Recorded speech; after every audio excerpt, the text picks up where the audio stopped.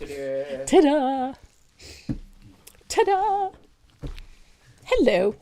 I hope everybody's having a great Saturday. We had one hell of a windstorm here yesterday. Lots of heavy rain and then really high winds last night. And a big portion of the surrounding area is still without power. There's close to 50,000 people around here that are without electricity at the moment. We went out, I think our power went out about 8:30 last night. And it was somewhere around 11 or midnight by the time we got it back on. It's usually pretty quick, but even that was long for here. So most of the folks in the surrounding area, even just outside the village here, are still without power, and portions of the city are still without power. So we're lucky we're on. At this point, we're lucky we're here. Today is our last live of 2025. Been a whole year already. Wow. I don't know where the year went. It just was here and it's almost gone. It's just, wow. So fast. It seems the older I get, the faster they go. I thought it'd be the opposite. Nope. The older you get, time flies, they say, when you're having fun. I gotta keep painting. So today we're going to be painting an ornament. I thought we'd just do something fun and relaxing, nothing too stressful, something that'll make you smile while you're painting it. And we're going to be doing this little Be Joyful ornament. It's kind of cute. It's got my favorite thing, holly. I've got holly on it and snowflakes, of course. And then it's got this little red cardinal. I just think they're so cute. Little fat red cardinals. Not realistic. Let's face it, they're not realistic, but they are awfully fun to paint. So we're going to be playing with a little ornament today, and that's, it's kind of cute. I really like these. I just think it's a fun little ornament. I like the bigger ornaments. Little tiny ones kind of get lost in those big trees. And so I really like the bigger ornaments. So this is what we're doing today, was this little cardinal. A lot of fun to paint. We do have a giveaway for today. It's the last one of the year. And we have something special for you. We have some watercolor paint brushes. Watercolor brushes. No, that's not what they are. They're watercolor brush pens. There, I got it right. They're really nice and nice, bright, vibrant colors. So we have 3 sets of those to give away. And of course, we always throw some other little goodies in as well. So keep your eyes peeled. All you got to do to get in on the wheel is just join us in the chat, hit the like button, the share button, hit all the buttons, and just have some fun with us today. They're watercolor? They're watercolor. So you can color them. They're dual tipped. They are. There's a very so it's fine. Like having 24. Yes, it is. You're only paying for 12. Yeah. There's a brush and a fine liner. Yeah, there's a fine liner and then a brush tip. Cool.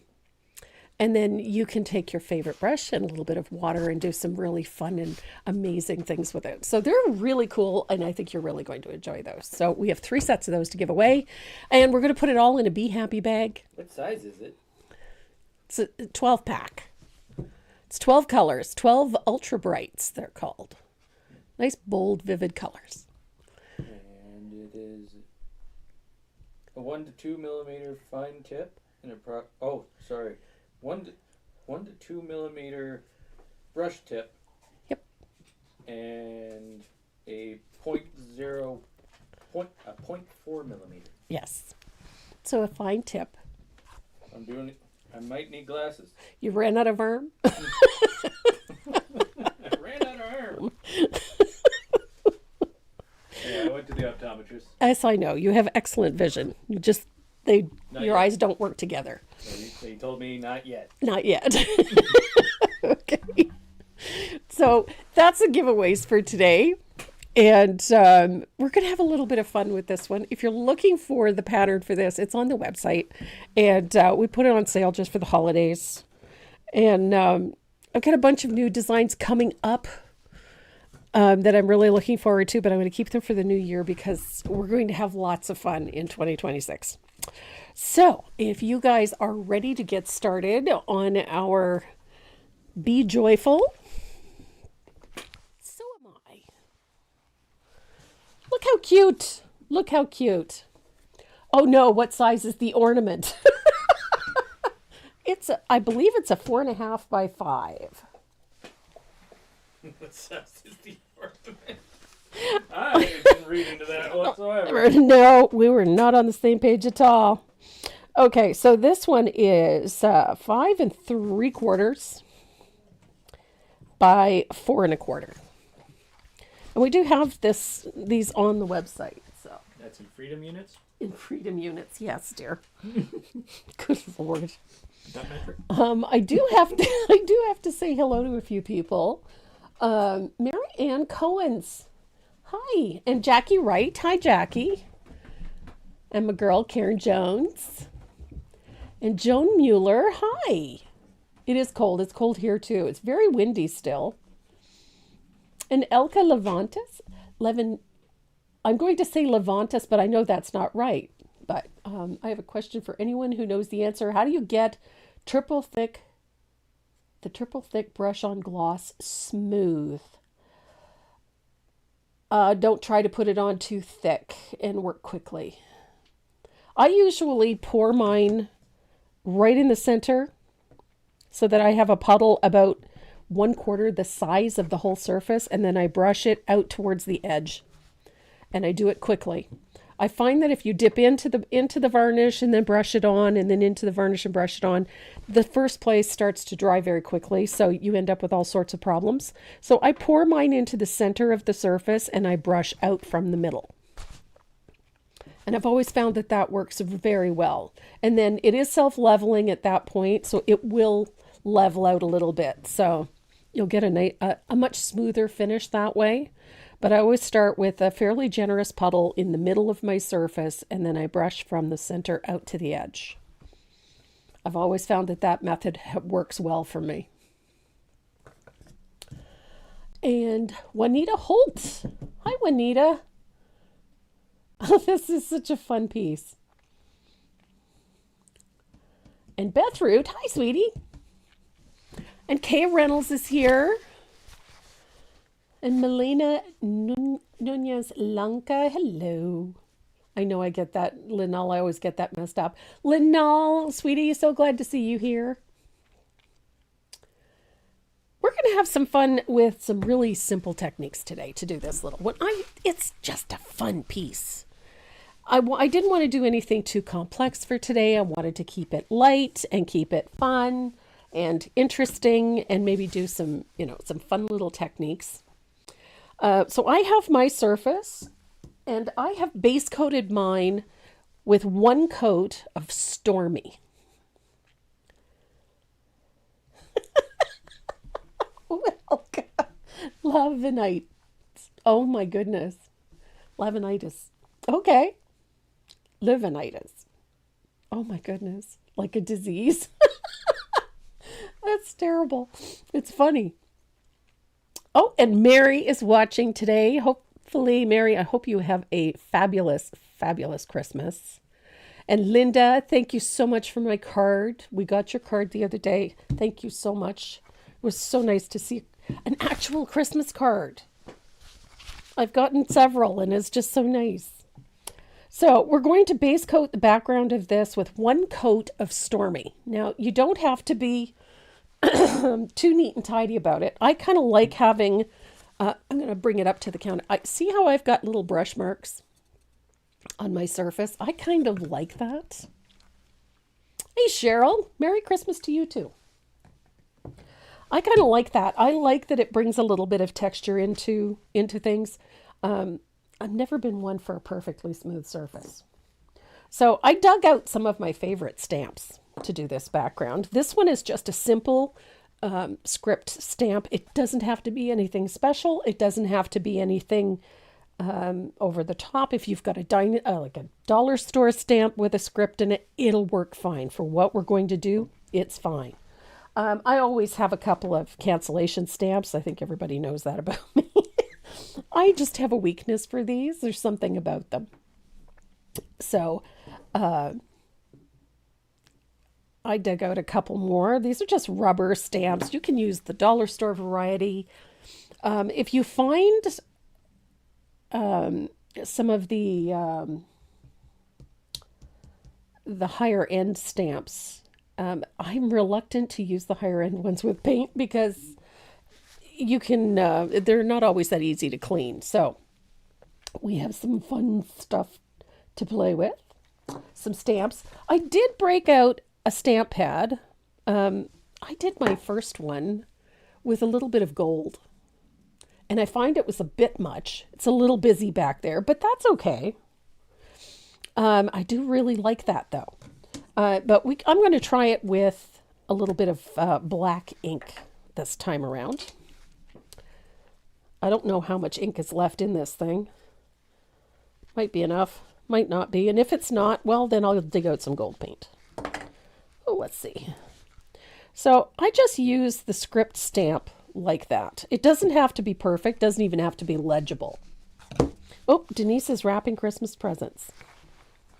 Don't do that with wine, because you're going to have to track down the remote. I think that's hilarious. But so I'm just putting a little bit of script all over the background. Again, I'm really not worrying too much about whether or not it's perfect. I rather like it when it's imperfect. And then I'm going to use cancellation stamp because I love cancellation stamps. And I always like to put a couple here and there. I have no idea what it is about that circular thing, but it's a thing for me. I don't know why, but I like it. I like that sort of vintagey feel that it gives things. And the other fun thing you can do, if you're feeling adventurous, is to take your stamp pad and just rub the edges like so. Gives the edge just a little bit of aging. I would do this if I was using gold too. I would take a gold pen or a brush and I would just put a little bit of dry brush some gold around the edges or draw some on, but I'm rather liking the black. So I'm going to go with black today, but you could use silver, you could use gold, you could use black, whatever color you want, quite honestly. And you could actually combine the two if you want to. Hi, Anne. Merry Christmas to you and yours. And Karen Marburg, cinnamon dolce creamer. Oh my. Cinnamon dolce creamer. Yum, yum, yum. That sounds really good. So I'm going to take a little bit of gold. I'm just going to brush it out a little bit. Just so that it's relatively smooth. You can use a brayer to do this. But I'm just going to use a little bit of that. I've got larger cancellation stamps, just a little bit larger. I'm going to dip it into that little bit of gold. And let's see. Oh, yeah, you know what? I'm going to do it here. I kind of like, I like that. I like the little bit of gold. I don't want to do too much, but just a little. There we go. So, like I said, you can dip into a little bit of gold paint. If you have a gold stamp pad, you can use that too. There's so many fun things you can do with stamps and stamp pads to create a background. So, I'm going to try it with that. I think the gold, I did a lot in gold. Got a little carried away. Oops.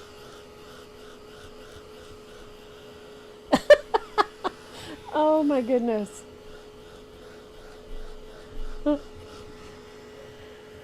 Quit yelling, Donna. Oh my goodness. Donna, you're too cute.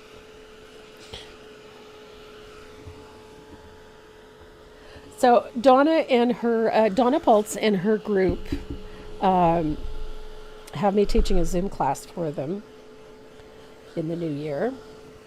And I'm so excited.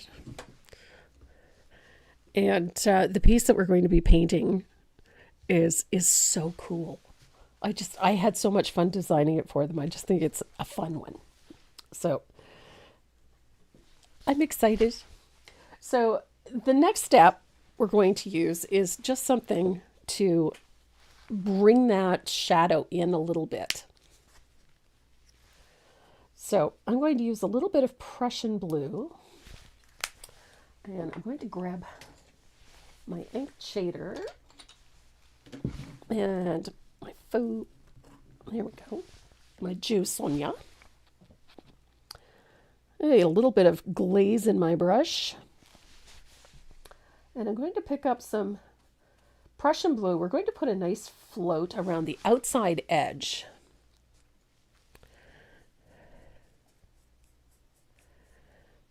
So, all the way around the outside with some Prussian blue.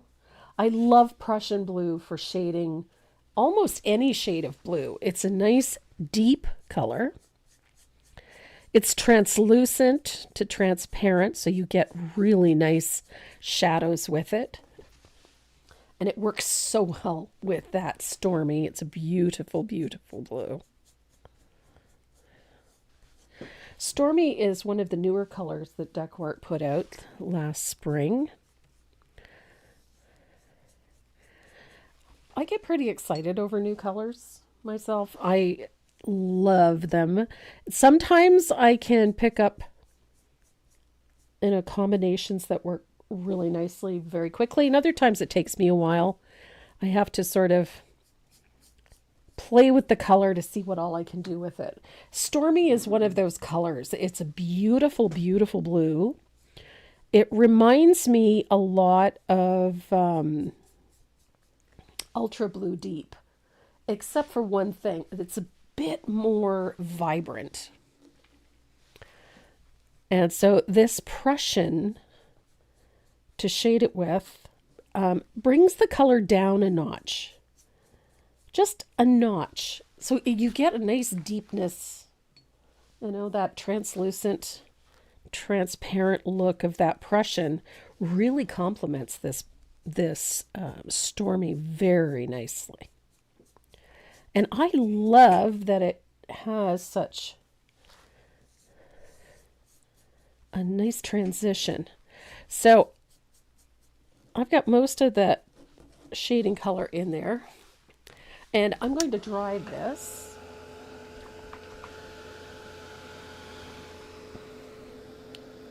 I like the black.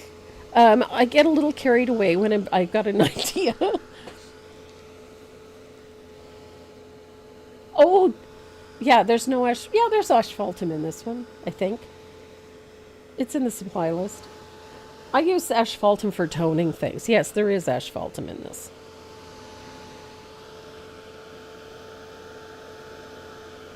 I think I'd be surprised.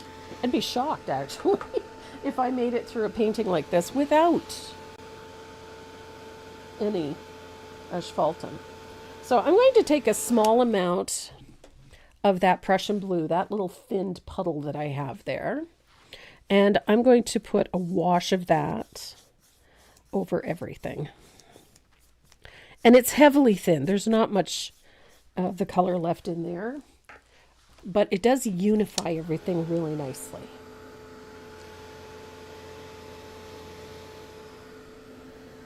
And I love that fast drying glaze. It does wonderful things. But that Prussian blue really brings that color forward. Oh, the army of nutcrackers behind me, yes.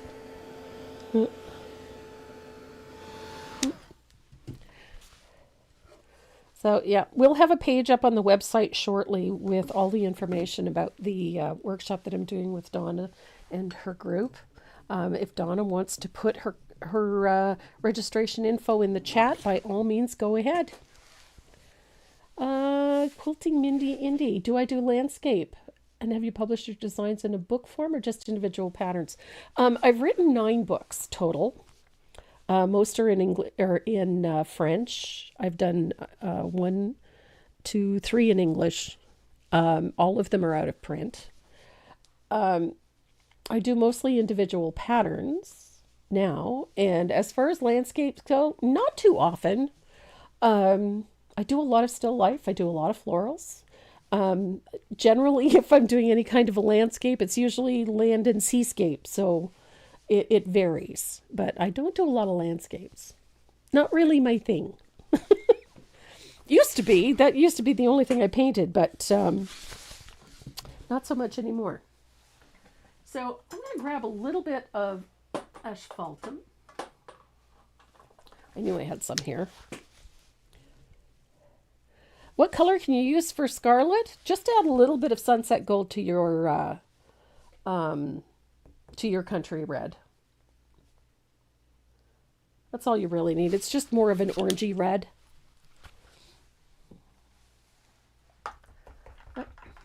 There you go. Donna's got the facebook.com, the Tidewater Decorative Painters, or email her at her website if you're interested in taking the class. The just a second. The piece that we are doing is called the Sandpiper Inn. So we're doing this one, and we're also doing a mixed media piece of Birds of Paradise. And it's hanging on the wall over there, so I can't get it. But that's what we're doing. And it's I love both of those pieces.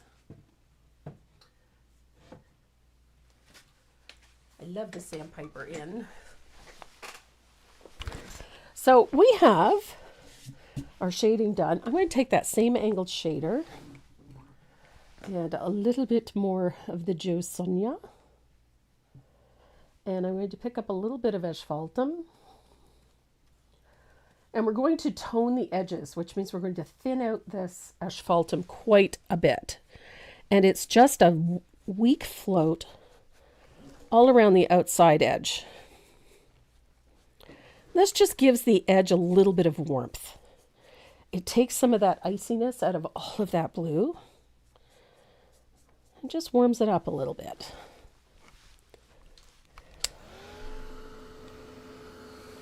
It also makes the edges a little deeper.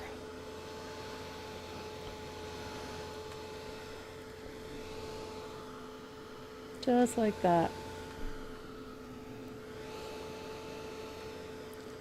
And then once that's completely dry, you can take a little more glaze or water and thin out that little bit of asphaltum even further.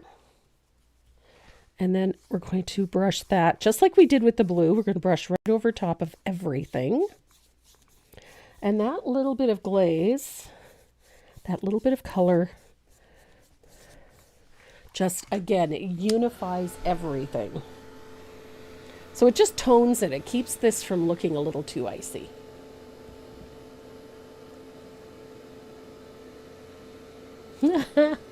That's awesome, Linda.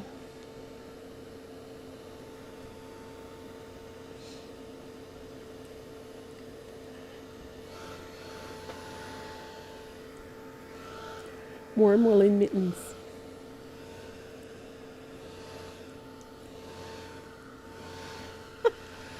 Hi, Becky. I saw that yesterday. So there is our background, and we are ready to trace and transfer our line drawing onto our surface.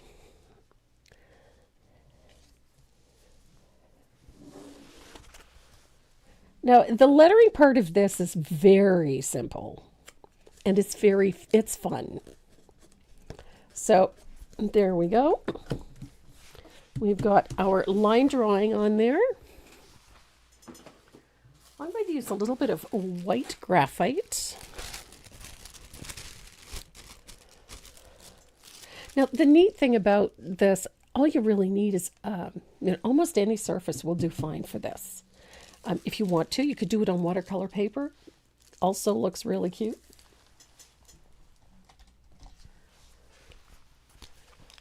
Hi, Beth Green. Thank you. I rather like it. So I'm using a red gel pen. I love my red gel pen for tracing simply because the lines are very fine. I've never been a fan of using a stylus. Always found that the lines were so thick and very heavy and hard to get rid of. So I really do prefer using my red gel pen. It has that 0.38 stainless steel tip, so it does trace very nicely. And because the ink is red, I can see where I've been. So I don't often forget things. So leaves, this one is actually a very quick one to trace because none of it really has to be perfect, if you know what I mean. And I'm going to show you a couple of my favorite little tricks and tips. One of which is coming up shortly because we've got berries to trace.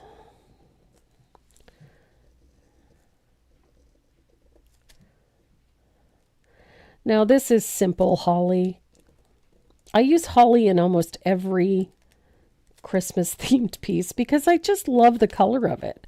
It's very traditional and I love those rich greens and the bright highlights, and it pairs so nice with traditional colors, the reds and whatnot. And I chose the blue background because it is complementary to the red and to the green. So it works out very well. But it's also a really nice contrast for that little red bird. A lot of the times that little guy, depending on what you paint the background, he can get kind of lost in and amongst all of those leaves. And you really want him to stand out. So we're using lots of blue, which is complementary to red. And that gorgeous green, which is also complementary to red. And this is a fat little cardinal. We aren't looking for realism here, quite honestly.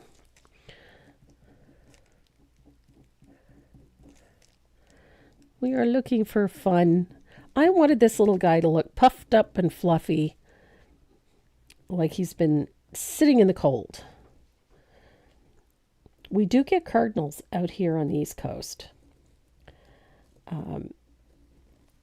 We don't see them often, but we do get them. I saw my first female a couple of weeks ago, and I've been here almost 16 years. And this was the first female I had ever seen, and I've only ever seen one male before here too. So it was a nice, rather exciting thing. So I use stencils or templates to trace all of the circles, the berries, the eyes, and things like that. Linda Safranco, can I ask how much we've received in donations for the 12 Days of Christmas class? Absolutely. That was one of the things we were going to talk about today. The total donations were just slightly under $1,800. And my local animal shelter is so grateful. And they just recently got an influx of puppies and kittens from that were seized. So, you know, that little extra, I think, came in very handy. So thank you so much for that and for helping everybody. We have the art pieces are framed and they are ready to be packed up. And the first batch of the 12 boxes are packed up and ready to ship. So they will be going out hopefully Monday. They're still dealing with backlogs and whatnot.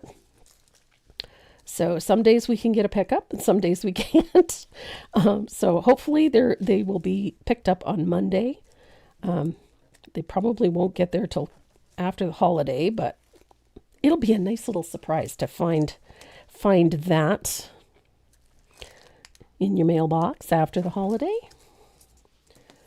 To get one of those goodie boxes.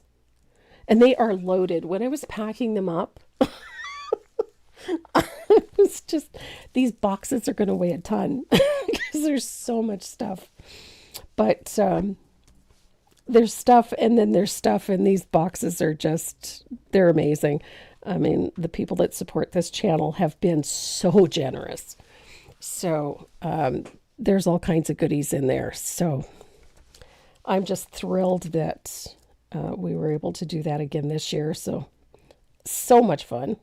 And I so appreciate every little bit that you all have done to support our efforts. We really do appreciate it. And I know that our local animal shelter appreciates it too. So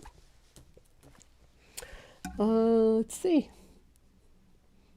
You know, that's a nice little boost. That's how I look at it. It's a nice little boost this time of year. Oh my goodness. State bird. What did I say? Beverly, we don't often we do get cardinals, male and female. We just don't see them very often. And we get blue jays daily. My husband likes to feed the squirrels, and the blue jays stuff their faces. But the other thing that we do get around here is Canadian jays or gray jays. Our nicknames for them here are whiskey jacks. They're like beggar birds. They'll steal anything, and they're bold as brass. They'll take something right out of your hand, whether you want them to have it or not. But they're very cute. So I'm going to check this. Oops, daisy. Missed a... I got to make sure I got everything here. Okay. There we are. I'm going to check my little bird. So he's got a few little, I call these scribblies, just to indicate feathers.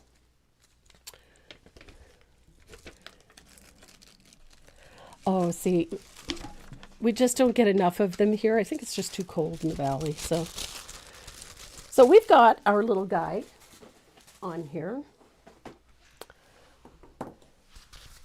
And he's so fun. Now we need, because we're working on blue, scrub jays. I love them. A gray jay, they're so pretty. They're also called the Canadian jay. But they're very bold. I mean, blue jays are bold as brass, but the Canadian jays are just, they're so pretty. Just a second, I'll show you a picture of one. They're pretty. They're a little smaller than a blue jay, but they are so gorgeous. And they're not as raucous or loud. But they are very bold. They will literally land in your lap and steal something right out of your hand. They're so pretty though. They're referred to as the Canadian jay or the gray jay. And we do get cedar waxwings here too. And they're beautiful. And there's Ramona. Hello, sweetie. And Linda Johnson from Texas. You couldn't find me on Facebook. Tracy Morrow Live.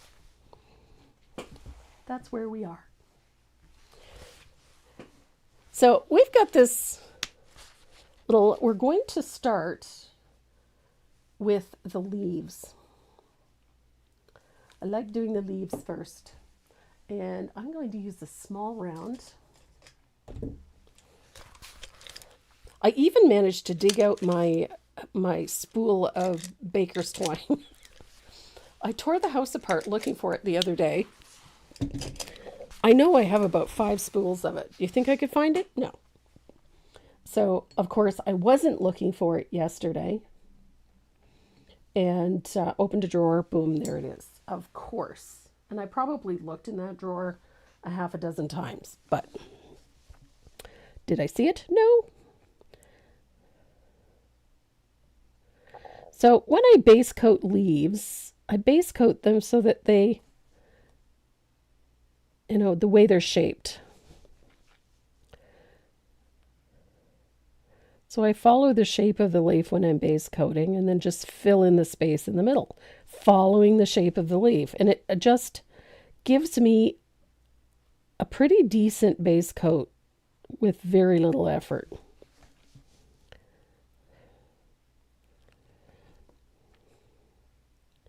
And the color I'm using is Lush Green. If you don't have Lush Green and you have Antique Green, that will work just fine.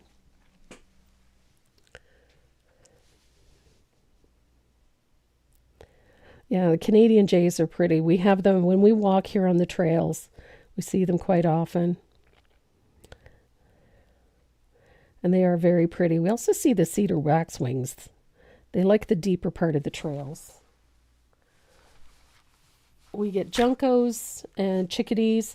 And yesterday I was watching 3 or 4 little nuthatches going up and down the trunk of the maple tree in the front yard. I love nuthatches. I just think they're so cute.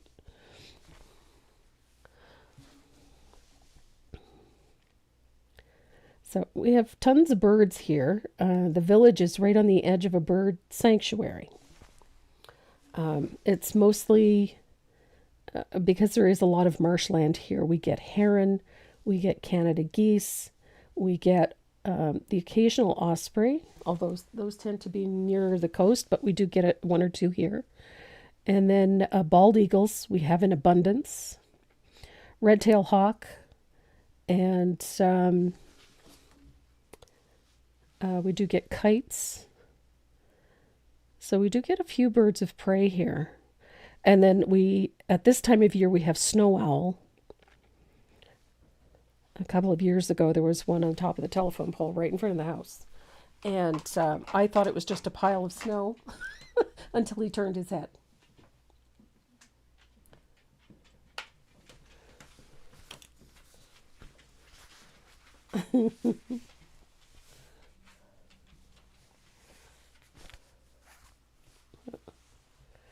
Oh, the herons, and they're great herons. They're huge, but they're so beautiful. So now we have our little bird, and then we have those berries. And we're going to base coat the berries and the bird with a little bit of warm white. And when I say a little bit, it is very thin. We're not going for solid. I just want to bury enough of the blue so that it doesn't affect the red. Hi, Sharian. So I've thinned out the warm white a little. And again, just like the leaves, I paint following the shape of the bird. So he's got a little black mask around the eyes.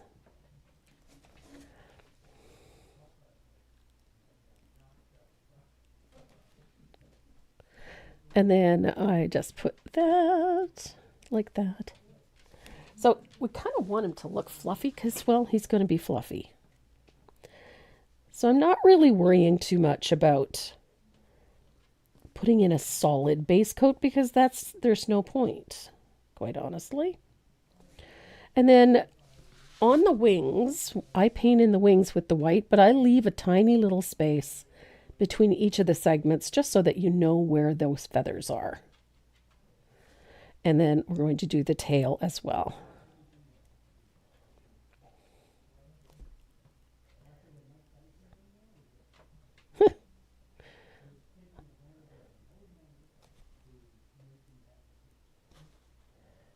There we go. So it works up fairly quickly. Now, you can take the time to paint in these berries by hand with a little bit of warm white, like that. Or you can save yourself a little bit of a headache. And you can use a stencil brush. So all you really have to do, I'm going to dry this first because it's me and I will smear it. Hi, Cindy. I love the fat little cardinals. Not everything has to be realistic. I like the fat little cardinals. And he's meant to be rather cute, not necessarily realistic. when I was painting this little guy here, I messed up I messed up his eye, and his eye got bigger and bigger and bigger. So I finally said, "Okay, got to stop now because I messed it up enough." Okay, so that's dry. I'm going to take my little shape maker, and I'm going to select the circle that makes, the best size for those berries. And then I'm going to use a little bit of warm white on my stencil brush. And I'm going to stencil the berry. Ta-da! For me, this is the easiest way to do these. And they don't have to be fully opaque either. You just want to get enough white to interfere with the blue, just to keep them from, the next color from being too dark or subdued, because we want the berries to be nice and bright.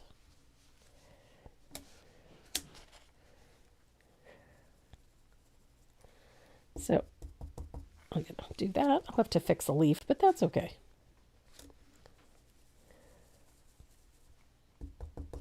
There we go. And one more over here.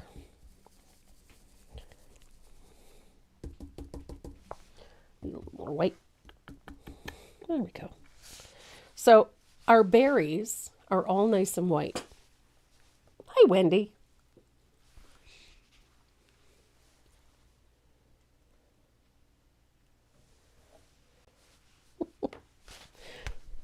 So remember, we've got an eyeball there. I'm going to find the circle that fits that eyeball, the whole eyeball. And then I'm going to take a little bit of warm white on my stencil brush. And I'm going to paint the eye. Ta-da! He's looking pretty good. So now we have white berries and a white cardinal. So I'm going to rinse out my brush, and we're going to grab, that's scarlet, that's not the color I want. This is the color I want, Country Red. I love Country Red, it's my favorite red, I think. I use it often enough. So I'm going to take that Country Red, and we're going to paint over the cardinal in much the same way that we did with the white. And again, I'm following the shape of the bird.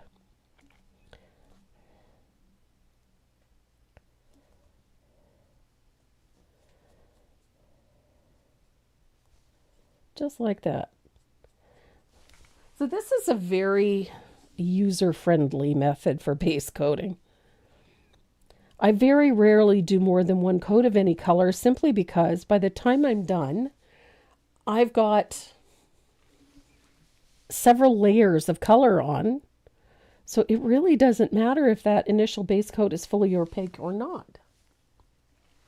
And I am using a round brush, and the one I'm using is a number 4.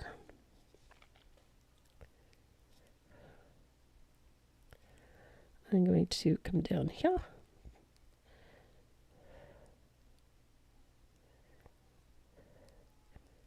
There we go.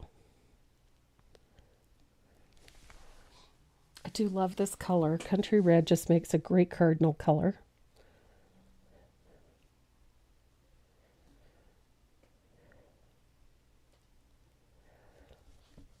And there we go. So I just make sure that I cover the white with the red. If it goes out over the blue, that's okay too. And I'm going to paint each of those feathers with the Country Red. The nice part about this is that the red is transparent, so you're still going to be able to see those separation lines. Mary Montoya, what brush? This is an Evo Art brush from Dynasty. They're a new brush. They just released them last year. And I've just started using The rounds in particular, I really like the rounds. And I got some new brushes just a couple of weeks ago to try out.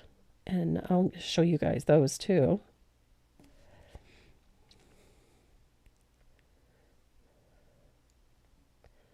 So up underneath there. So he's taking shape already. He does take shape rather quickly. So take a little care going around your berries. There we go.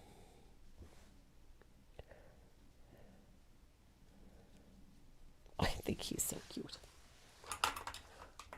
So I'm going to rinse that out.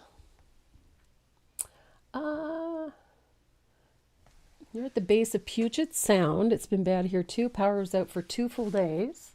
Could have been worse though. Yes, our power went out last night, and about somewhere around 8 o'clock, 8:30, and it was around midnight, I guess 11:30 or so by the time the power came back on here. But there's areas surrounding us that are still without power, so we were very lucky. It could always be worse. The last time we had one of these storms, we weren't so lucky. We lost a portion of our roof.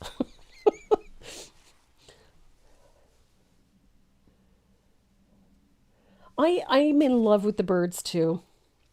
I love doing birds. So I'm going to show you a little trick for the eyeball. It's hard to get the stencil centered on that to be able to get a good shaped eye. It's either going to leave too much white or not enough.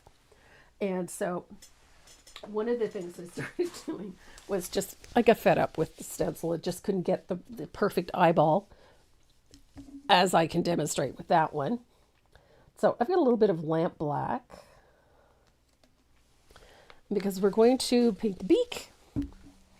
Now, however you want to paint the beak is fine. I'm going to grab, I have a liner here somewhere. Oh, there we go. So I'm going to take a little bit of lamp black. I'm using a very small rigger. This one is a 10-aught rigger. Didn't know we had them that small, did you? But yes, we do. So I'm going to paint the beak with a little bit of lamp black. You can do this with raw sienna. I'm just kind of partial to the black beak. I know it's not accurate, but I'm okay with that. Oh, Corinna, you guys had no power for 12 hours. Goodness. Well, we have a generator, and it was late at night. Didn't really see the point in turning on the generator. Because usually by the time we get the generator all set up and humming along, they have the power on. So we don't really need it until power's been out for more than 12 hours. So I'm painting that little mask around the eye and that little bit on the chest with that little rigger. You could use a small, like a teeny little round. I just find doing this with a liner takes too long because it's so tiny a space and the brush is too small. So I like using something a little bit bigger. And then I'll show you how I do the center of the eye. Now you can use a stencil if you prefer, but I look for a bigger brush, something with a bigger handle like this round. And I dip that straight into the black, and then I center it on that eyeball.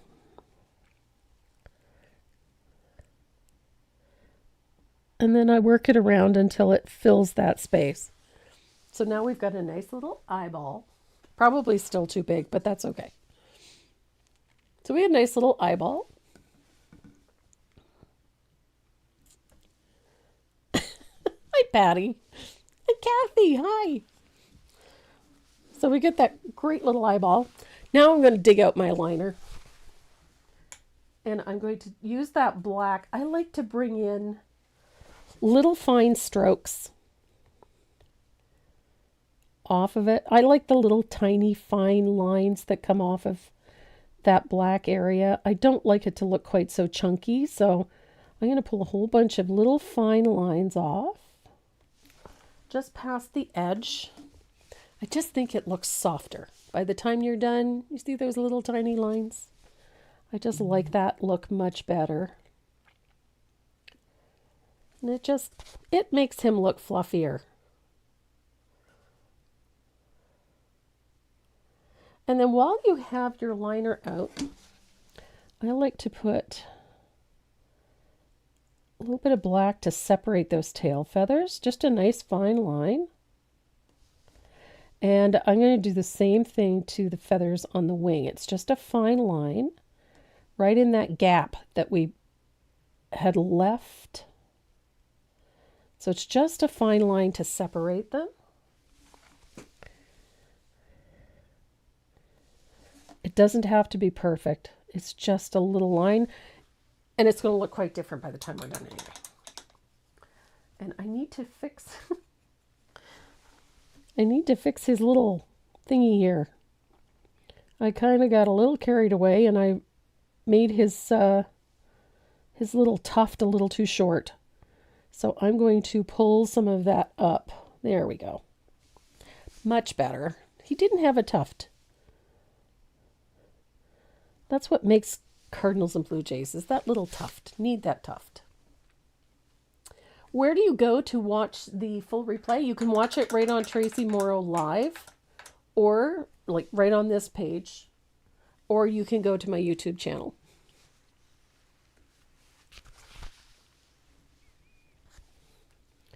My YouTube channel is Tracy Morrow Design, and the link is actually in the header for this video. So I'm going to dry this, then we're going to tackle the berries. I'm using an unusual color. I'm going to be using a color called Tea Berry.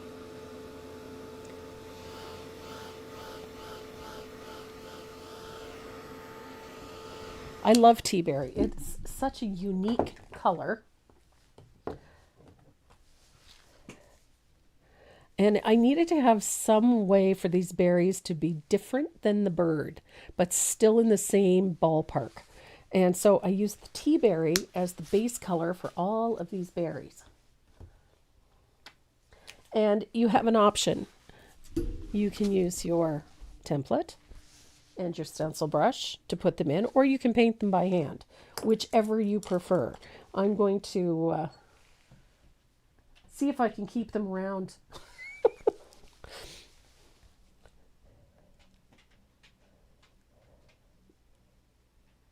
So, little bit of tea berry. This, again, I've used that little bit of white. I like having that little bit of white down, because look at how bright the berries are with one coat. Hi, Sky.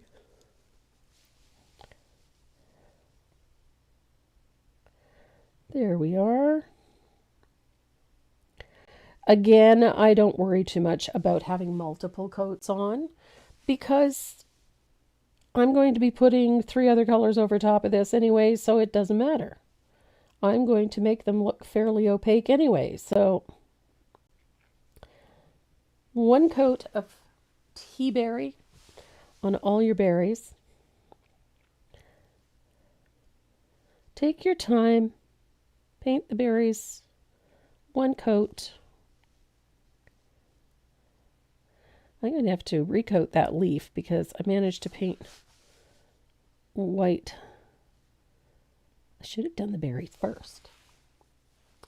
My hippie noodle isn't working as well as it should today. I treated myself to a course that I'm going to do over the holiday. It's a video course. I'm going to be doing a still life with Carmen Barrows, artist I'm so enamored by. I love her technique. Her designs are incredible. And I've done several of hers. I just love her work. So that's my treat for myself this year. I'm doing a course with Carmen Barrows because, oh my goodness, she's amazing. Her videos are awesome. So in-depth and so informative. So I love them. So I'm excited because the piece I'm doing with her is one I've been eyeballing for quite some time. Oh, we got the wind. Karen got the snow. Hi, Karen Boylan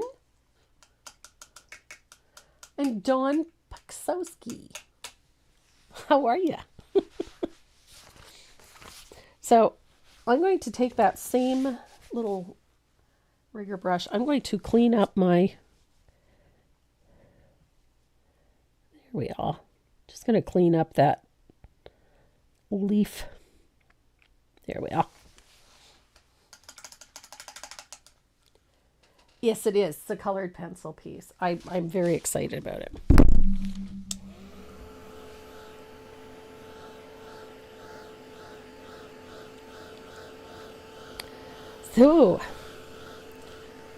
So we have all of our base coating done.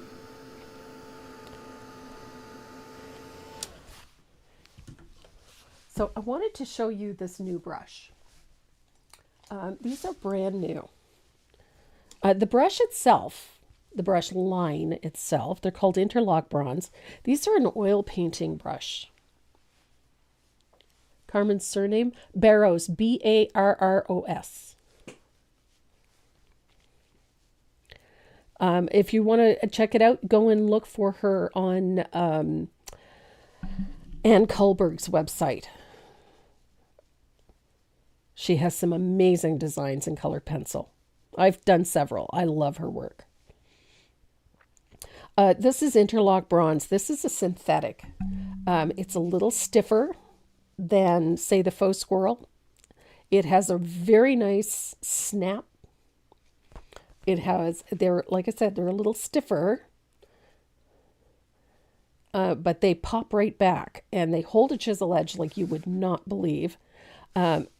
I have really been working these. I'm a big fan of angled brushes, so this one has been the one that's been in my hand the most. So that's the one I'm going to use today, just so that you guys can see how well it works in here. They are relatively new in the short handle, and are usually found in fine art stores. I do know that they carry them on, I believe it's Dick Blick carries them, but the Interlock Bronze, I really like these. As I said, they're a little stiffer. They're not as bulky, so they don't hold a lot of water, but there are some benefits to it as well. So very nice, sharp chisel edge. I like the stiffness in this. It's not quite as soft. Oh, Judy, you've done hers too. I like her tutorials. They're very nice. I like the way she writes them too.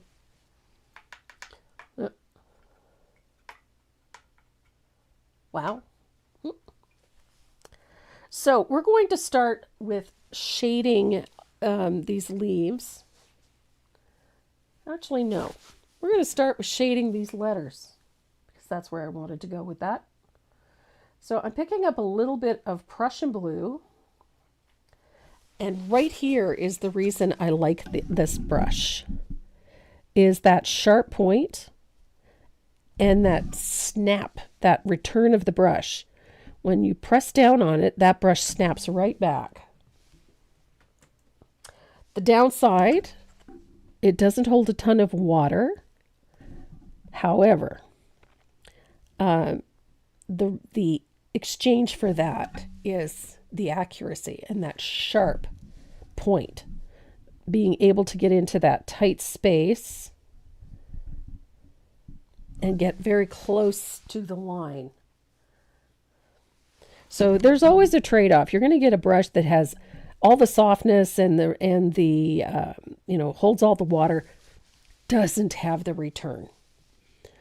Some brushes have nice return, still very soft, holds a ton of water. like the faux squirrel, they hold lots and lots of water. They don't quite have this return though. They have nice return, but not quite as sharp as this.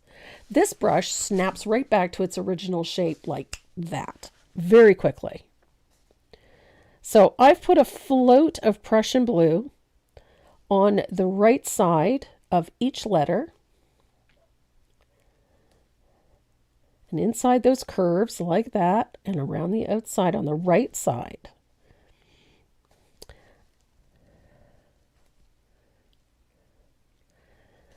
And that's going to give that lettering just a little bit of a lift. So I'm going to dry that, and then I'm going to show you how I do the lettering with this. There's so much fun. Hi, Dawn. There's Dawn Lavelle. Yes, Dynasty brushes. There are all kinds of demos for these brushes on there. So I'm going to dry that. And this is the fun part. One of the reasons I chose this font was because it's a really nice one to use these Posca pens with. And I love my Posca pens. So for simple fonts like this one, this pen is fantastic. So to prime these, give them a really good shake. Really good shake. You can hear the marble in there. Make sure it's good, well mixed. And then take the cap off and then just gently pump the pen to prime the nib. So now it's got lots of paint in it. And then you can just print.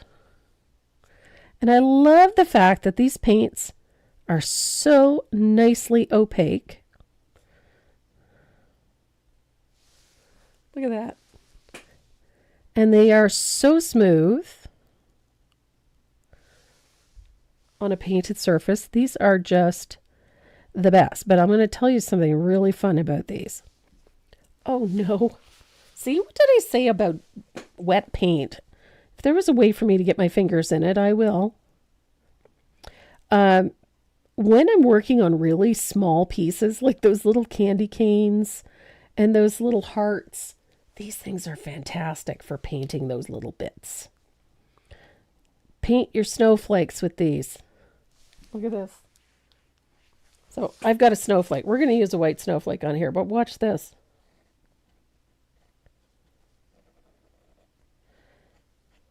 You can base coat your snowflakes with your Posca pens. Look at that. Super fast. Accurate. You don't have gobs of paint getting into the little spaces. Look at this. And it dries quick. And it is just acrylic paint, but I mean, goodness me, how easy is this? So if you're doing things for charities, or if you're doing things for fairs and markets and whatnot, look at that. No gobs of paint in between. It's so nicely base coated. It's perfect. They're awesome.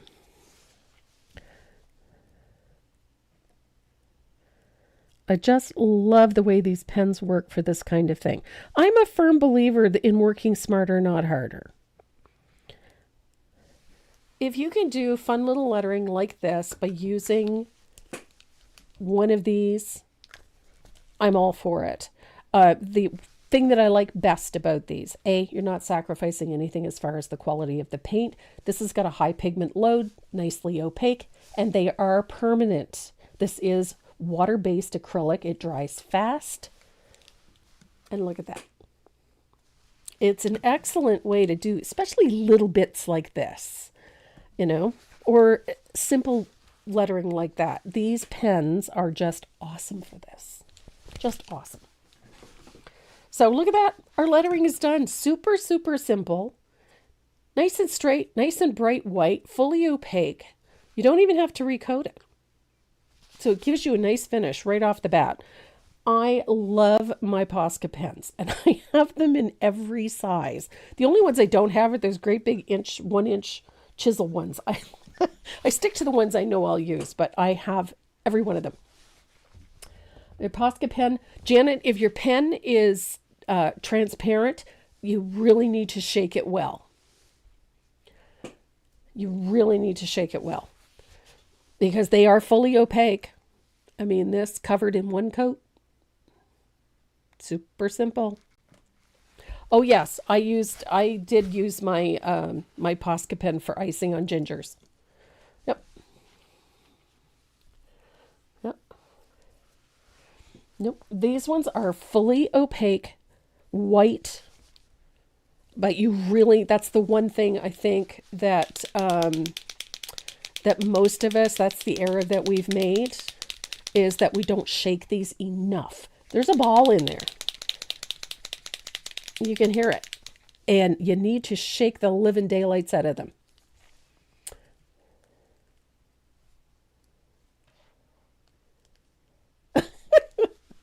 What size is this one?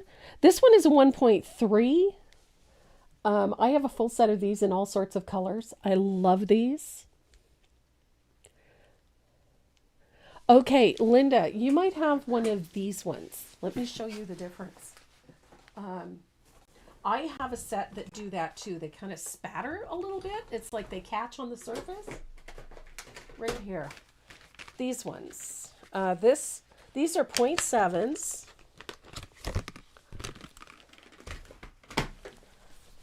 And let me show you the point. It has this point. Has a very hard tip. This is the 0.7. And this one, I find, although I shake it well, I get really nice opaque paint. It tends to almost catch on the surface. It's like the tip is very, very stiff. And if it catches on anything, it's like it spatters a little bit. These ones are like a giant Sharpie. The tip is a little bit softer. And I love these. So you can see the difference in how they're made, right? So yeah, these ones are a little bit pointed. It's also a harder tip, and it's quite fine. This one is a 0.7. This is a 1.3. So I've got a set of 12 of these in the 7. You can see the sizes right here on the label. I have a set of these, which is also a 7, but these are the ultra fine liners. These have the tiny tip. The point is the 7, right? So I have a set of these. I like these ones as well. And then I have the big set like this, and these are the 1.3. And I love these. The other thing is these white Posca pens, you can also get them on Amazon in a set. And the one that I am using is the 1.3.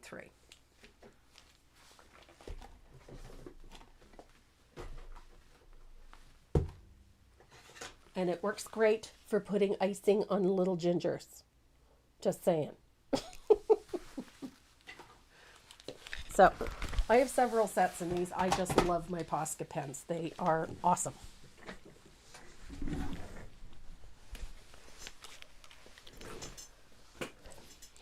And because they are acrylic paint, they're fantastic. So I've managed, remember when I did that perfect little eye? Well, I've managed to mess it up because I pressed down on it and it wasn't quite dry. So I'm going to take my little white gel pen and fix it.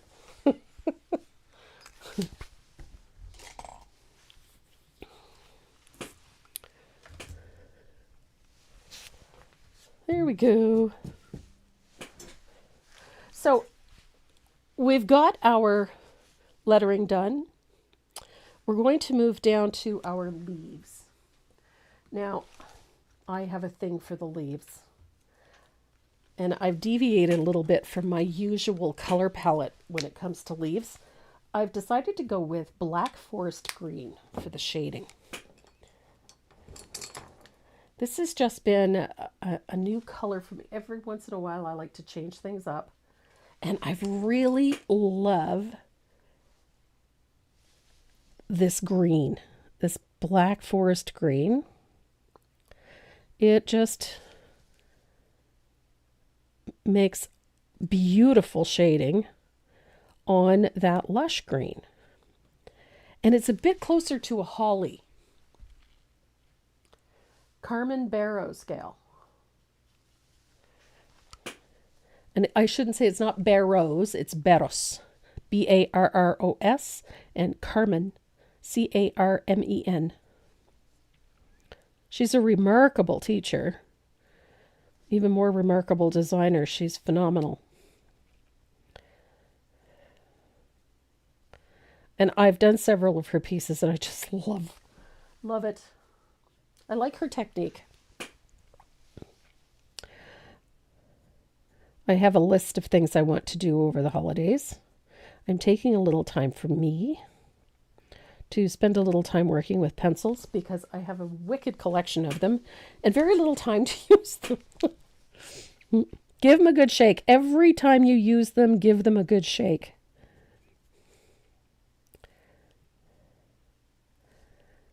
And Poscas are, thankfully, have become a little more affordable. Hi, Shannon. Nice to see you. But I do love my Poscas. So my shading is all going down at the base of the leaf. Notice where it's... I am working on a piece right now. It's a Carmen Barrows piece. And it's a water glass and lemons on a gray background. And I'm just kind of struggling with it, but I haven't had the time to really dedicate a lot of time to it. So I promised myself I would do that over the holiday. How is Renee feeling? Renee's not doing too badly. He had another appointment the other day. Unfortunately, as it stands right now, there's no significant damage to his actual vision, other than, the issue with his with the double vision from on one side. So it's we're just waiting. He has another appointment at the beginning of the year in January with another specialist. This one specializes in this type of issue. So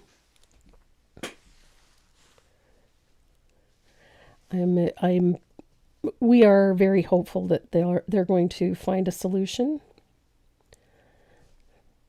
He may have to get some corrective lenses, but we'll wait and see. Instead of borrowing trouble, we'll wait and see what this other doctor has to say. So we've got the center vein in place. This little brush is a little workhorse. It's because of that sharp chisel edge.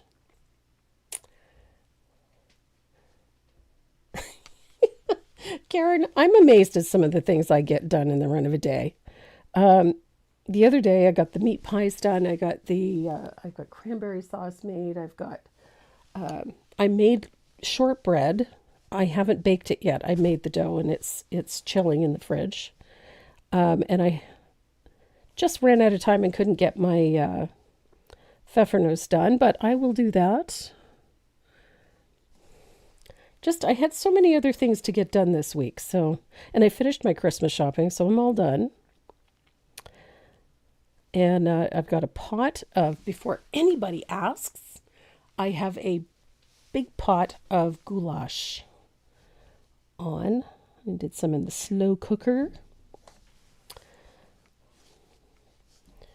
And we've been eating, cheese and veggies, and we've been having nibbles. Last night it was fish and chips. We had beer battered cod. It was so good. There we go. So I like the look of this. Now, you look at this one. This one is a Dynasty Interlock Bronze. This brush was designed for oil painting, but it usually comes in a long handle, and Dynasty has created one in a short handle And I've just been playing with it a little bit at a time to see what kind of bonus it has. You're coming to my house for dinner. It's going to be a long drive.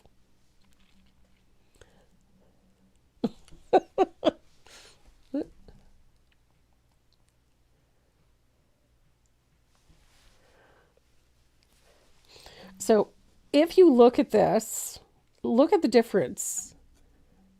So this is just the two colors. This is that lush green, and then we use the black forest green to put the shading on those leaves. So our next is the highlight for those leaves, and we're going to do that with a little bit of margarita. And they're still they're still not going to be quite as bright as they will be. Ooh.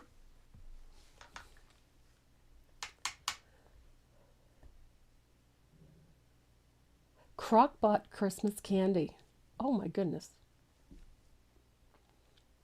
Oh my goodness. I'll have to give you the recipe, Karen. I couldn't give you the whole list.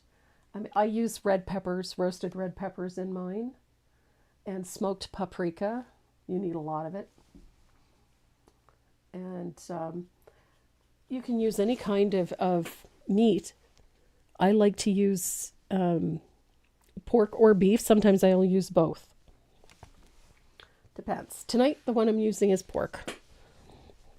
So the highlight on these leaves is going to go down the center vein and out to the point. And it's going to look a little shifty at first. That's okay. It's going to look a little shifty because I've got too much water in my brush. There we go. That's better. So little highlight on that one because this leaf is tucked underneath this one.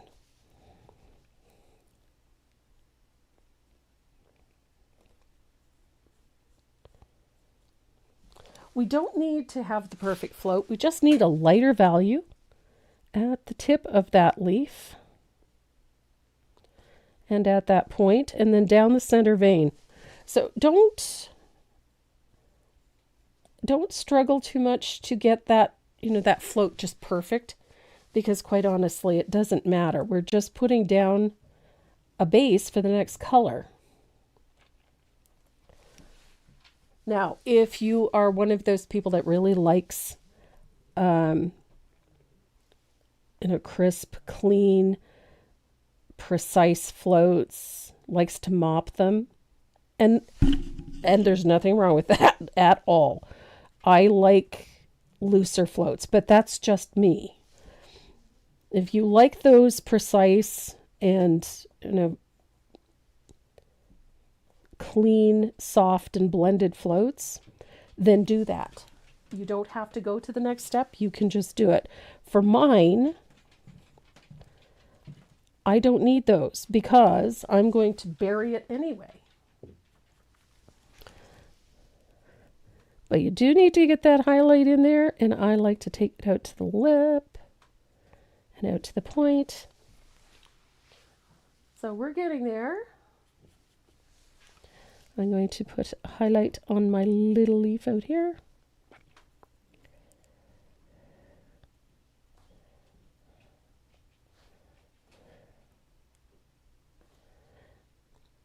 I think it all depends on how we were taught. I was an oil painter, so I have a tendency to layer and blend.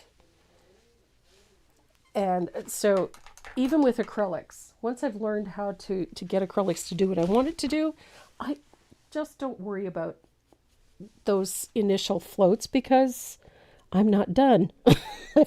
I have more to do yet. And I don't think that anybody should stress out over this. Oh, what is this? What is Sue Braun making? You made pecan pie truffles, and when you ran out of pecans, you made a batch with walnuts. Oh my goodness.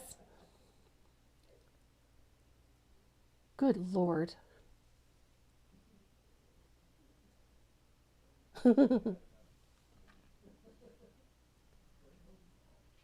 I have a tendency to use a lot of paint.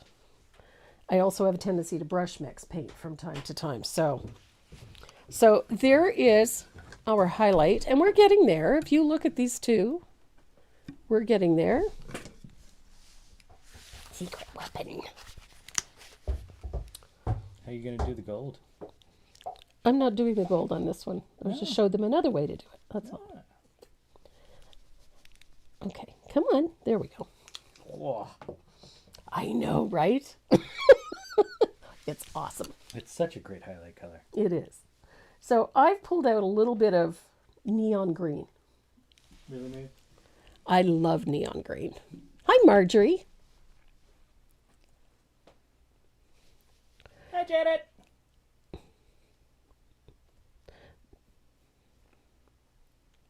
So I'm going to take that loose watery float out over top of that little bit of margarita. And I have to agree, I like this one better with the black in the background than the gold. How is Maze? A pain. She's being a little bit of a brat. She's about to go outside and play with the roof ball. Ah, roof ball. Roof ball!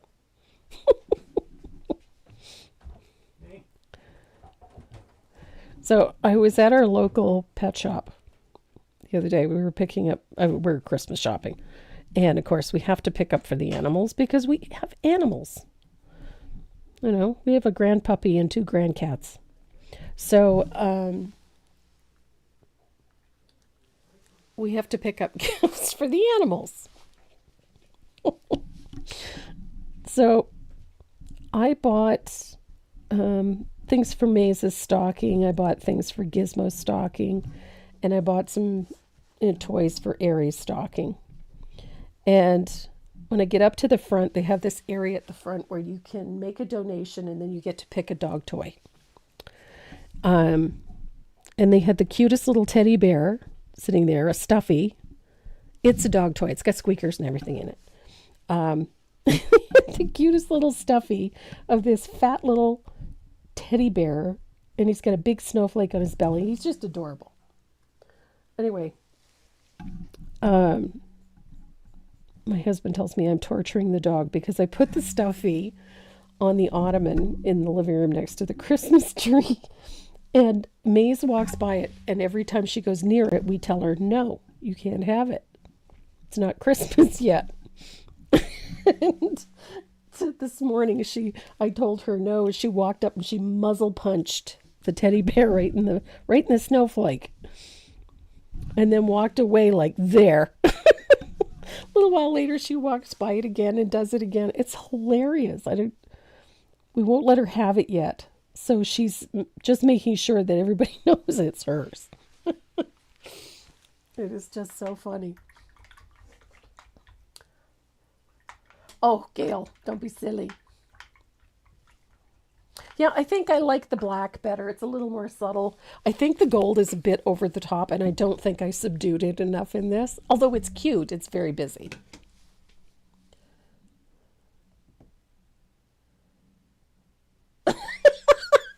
Be careful what you wish for, Kay. Oh, there's my little ray of sunshine. My little ray of sunshine sent me and my husband and my daughter the cutest ornaments. And if you get a chance, guys, you've got to go and check out Deb's A Touch of Primsy. If you're Canadian, you're going to love it because she only ships inside Canada, but there is a link there to a US site that sells the same surfaces. So you can go and check that out. Or a lot of the same surfaces, I should say. Deb is the one that cuts and makes, like, whenever I go through my creative mayhem and whatnot, she's the one that enables me. So she cuts out whatever I ask her for. So she's redoing her website, Touch of Primsy, for Canadian shoppers so that they can get surfaces shipped. And she's got all of mine. And so go and check it out. It's A Touch of Primsy. Primsy is spelled PRIMSY.ca. and she ships in Canada. So go and have a look. And if you're looking for my surfaces, they're on my website. So, and I ship to both Canada and the US. So, there you go. She keeps adding new stuff every day, so go and check it out. Deb, don't be afraid to put a link up there, please. Yeah, she's my dealer. That's a good way to put it. Okay, so we're going to leave the leaves for a few minutes. I'm going to rinse out that angled shader. And we're going to come over to these berries. Now, I'm going to shade these berries with Country Red. And this is what brings them in line with the cardinal, but doesn't make them look exactly like the cardinal. And that's important. You always need to have some little difference. So I'm going to shade each of the berries with a float of Country Red. And I'm going to leave a thin little sliver of the base color showing through on the outside edge. Yes, Shelby, there are tariffs shipping to the U.S. We do everything that we can to mitigate them as much as possible. So sometimes they're either non-existent, sometimes they're low, sometimes I'm the one that has to pay them. It depends on how whichever place is doing them. And on occasion, we get stuff sent back to us because either the tariff was too high or they just decided that they didn't want to.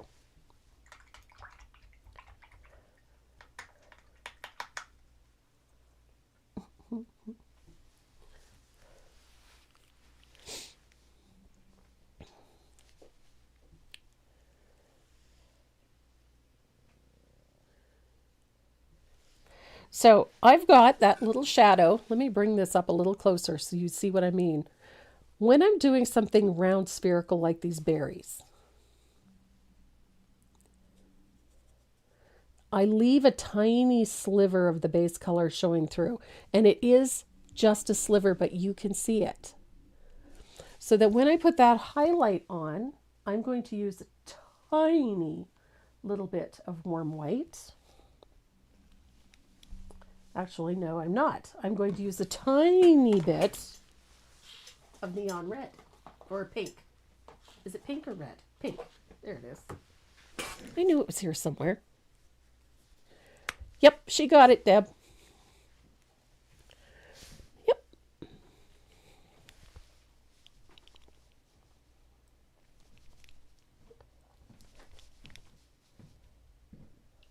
So I'm going to take a tiny little bit of that neon pink. I love this color. And we're going to put a highlight on the opposite side of each berry. Pat Jones, where's the best place to purchase Dynasty brushes? Well, I can give you a place that gives you a discount price, and then I have a coupon code that gives you another discount on top of it. So go to thebrushguys.com and use the coupon code Tracy M.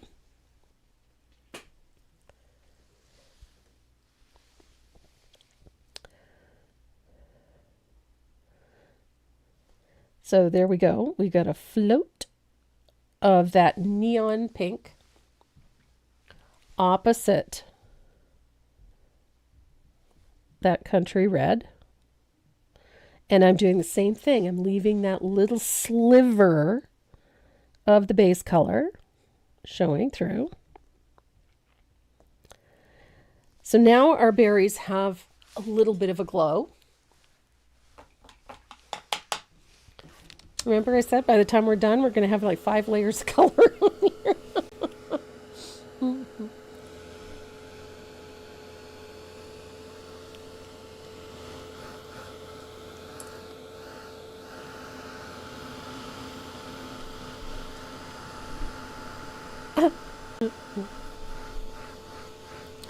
There we go. Now we're going to put a highlight on these berries with a little bit of heavily thinned warm white. And it takes a little bit to get it thin enough. You don't want this to become screaming off of there. And we're going to go work right over top of that pink. I don't quite have enough. So little float right over the pink. Again, on that little sliver. I love that little bit of warm white on there. It just gives you that sheen, like it's wet.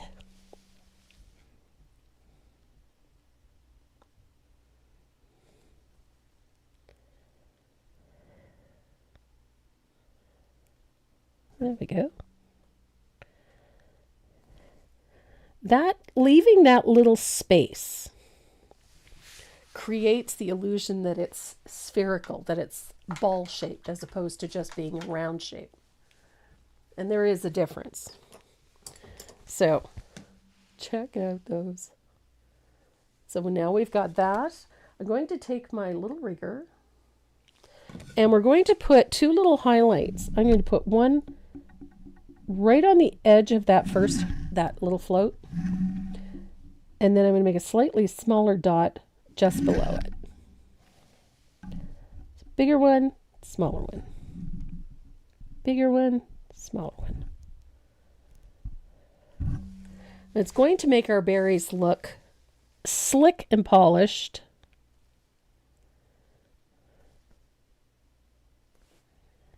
Just like that.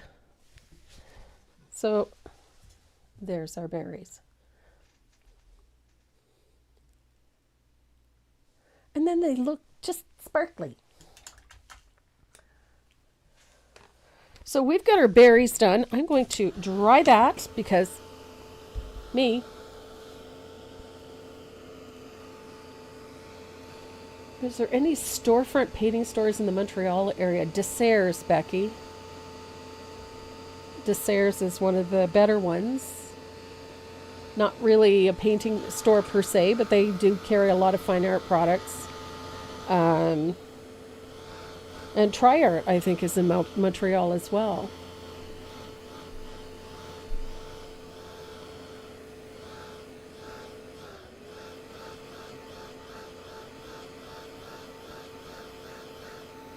Okay. Hey, Nance.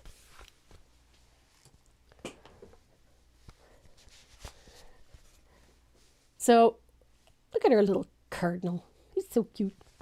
We're going to use scarlet. Finally. Oh.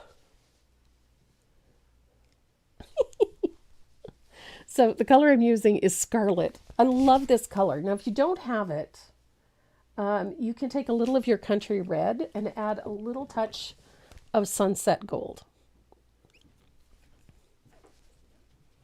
And it works well.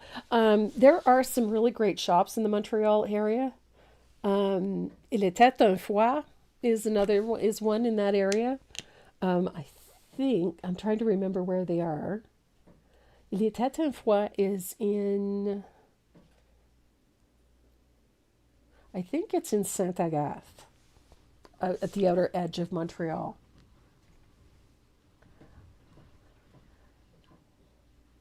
But there still are some toll shops in the area. And there's some really good ones.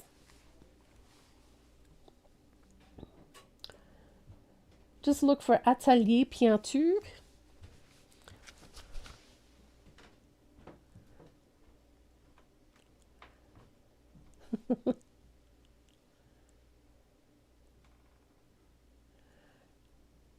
Joan, there's in the line drawing for this, there's actually a printable with a chickadee in it that you could use the same color palette with, like the same idea. So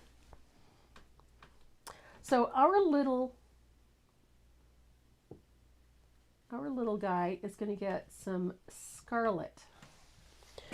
And I'm going to start with a little float right at the edge of his wing. Just like that. Little float of scarlet on each of those feathers on his wing.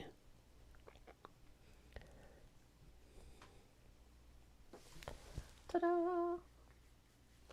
And then we're going to do the same thing here on that one. Look at that. It always amazes me what this scarlet does for that country red. And then we're going to put a little series of tiny little feathers here. Little U-shaped floats. I know it's hard to see it on here, but they're little U-shaped floats and they look like fish scales. Hello, Miss Deb. Hi, Joyce. Thank you.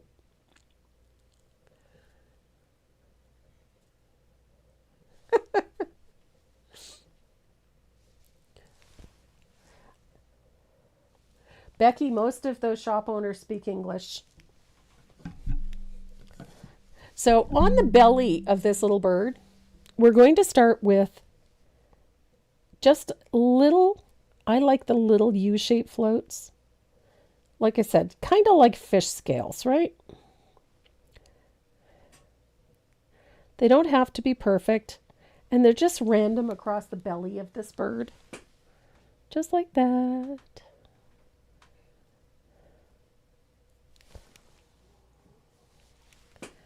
They don't have to be perfect. We are just creating a little bit of texture. You see? We're just creating a little texture in there.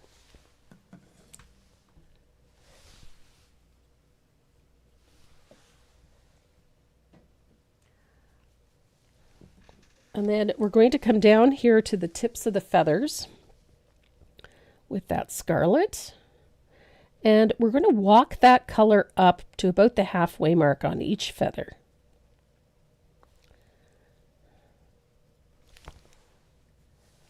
I love this scarlet on top of country red. It's just beautiful. And then we're going to come up here to that crest of feathers.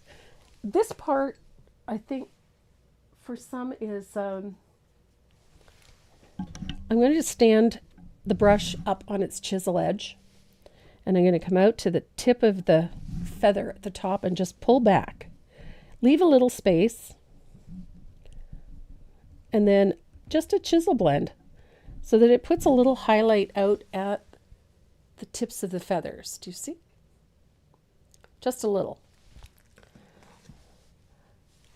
So with the dirty brush, little scarlet, you're going to pick up a little bit of that sunset gold, just that deep yellow. And you're going to blend that on your brush. And you're going to put little floats. Ooh, too much of it. I had too much. There we go. And we're going to go over top of the scarlet with that little bit of, see? I love this color.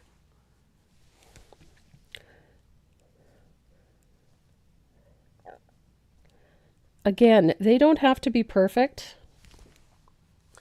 The only thing I would suggest is try not to do them in a straight line. Make them like fish scales. And neatness doesn't count, and perfection is to be avoided at all costs. I've got mine all messed up here.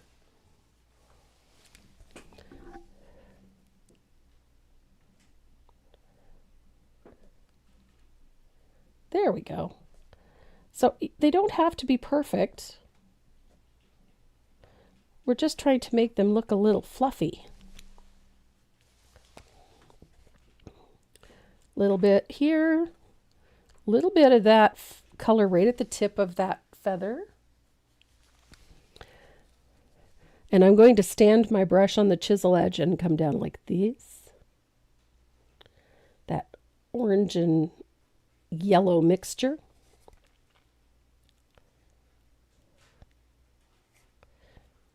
And then we're going to stand it on the chisel edge again. Now we're coming out onto the back of the head here.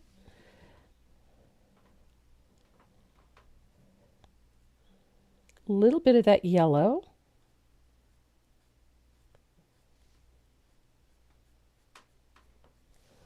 And it's a chisel blend. Do you see how that gets a little bit lighter and we get these great little feathers?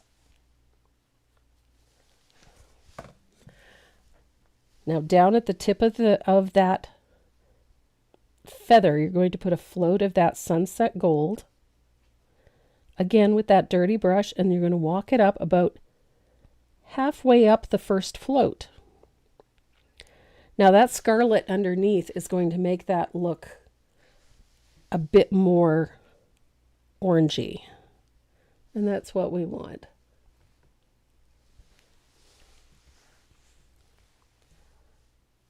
Oh, the female cardinal is so pretty. She has all of that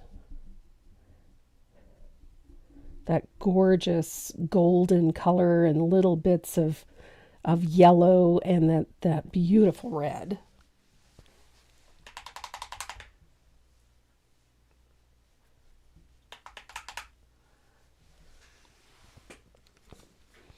So here we go. Look at this. We got these cute little things. I just think this is so fun. You have that bright orange in just those little areas. So here's our little guy. He looks a little scruffy, a little fluffy. So I'm going to take a little bit of Prussian blue. I know that this does not seem like a color you would shade this with, but it works. So I thinned this out quite a bit. And I'm going to put a float of Prussian blue underneath that wing. Just like that. We're going to come around and fluff him up a little. And a float underneath this little feather, and a float underneath this little row of feathers. So this little bit of Prussian blue, and we're going to use this loosely in a few places across. It's very heavily thinned. And this is what's going to shade our little feathers. And it doesn't have to be everywhere, but we're just going to use it in a few spots. But it makes such a difference to the texture of our little bird. So heavily thinned.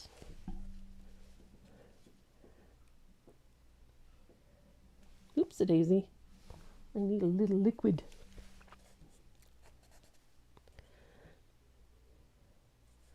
And I like this little bit in here. This little guy is in behind this leaf. So we need a shadow right there.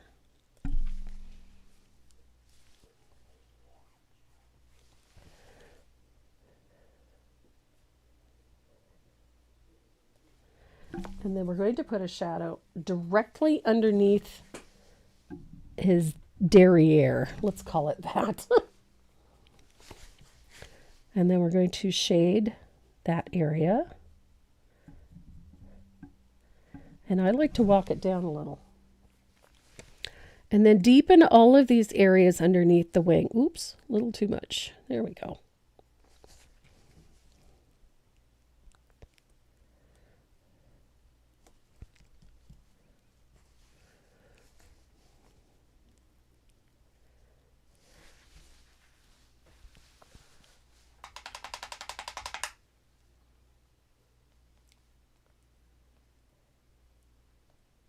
Yes, Wendy Fahey has, she has a lovely little shop.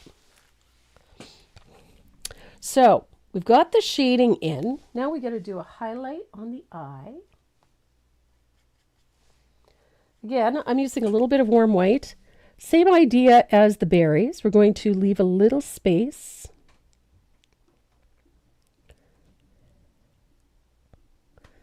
And because it's a black eye, we don't need to shade it.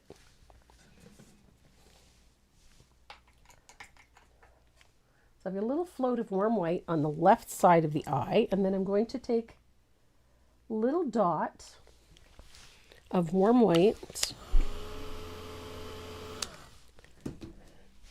And we're going to put a little bigger dot, just like we did on the berry, on the eye, and then a tiny one just below it. Like so.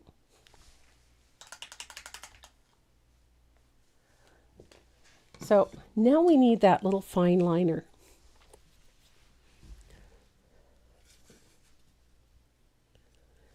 And I'm going to pick up lots and lots of glaze, and I'm going to thin out some warm white. I want it heavily thinned because we're going to do some really tiny lines with it. And the liner that I'm using is my 10-aught extra long detail liner. It's a Dynasty Micron. It is a very, very, very, very fine. It's got like 4 hairs in it. It's the tiniest little brush. And we're going to use that to put just some very delicate lines for texture on our little feathers here.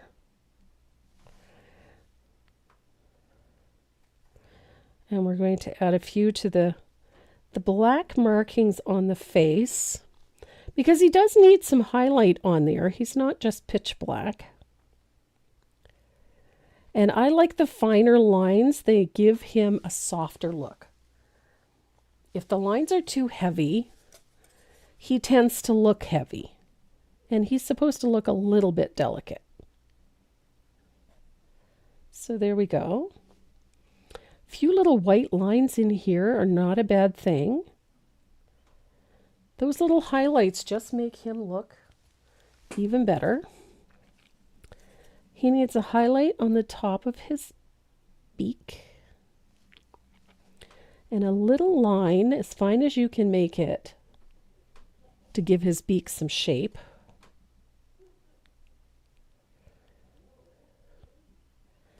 And those little tiny lines around the eye. This way, the finer they are, it still reads black, but it doesn't read as being solid and flat.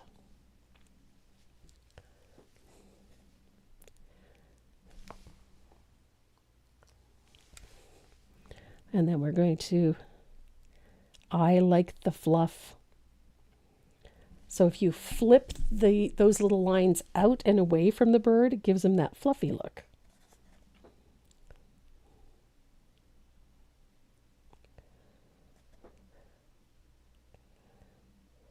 And there we are. Now, he does need a few little highlights here and there. I like a few right at the edge of the feathers on the wing. I like a little bit on his tail. Just 'cause.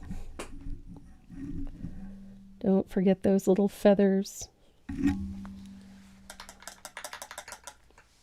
Look how cute is he. Now, I just realized that I have a boo-boo on his eye. Right here. His eye somehow ended up being not round. So I need to round out that eye. There, that's better. So he doesn't look like he's blinking.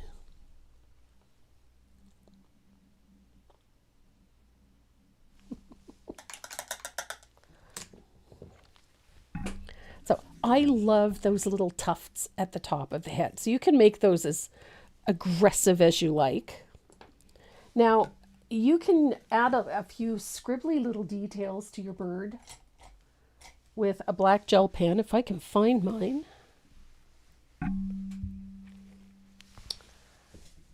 I had one here. Ah, there it is. I like doing this. I just come into my little feathers. Just add a few little squiggly lines here and there. They don't need to be perfect. Remember the ones that you see in the line drawing, right? There we go.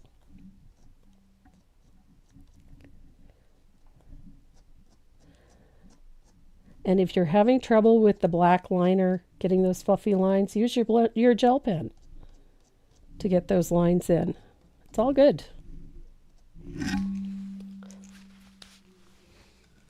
So here's our fluffy little cardinal.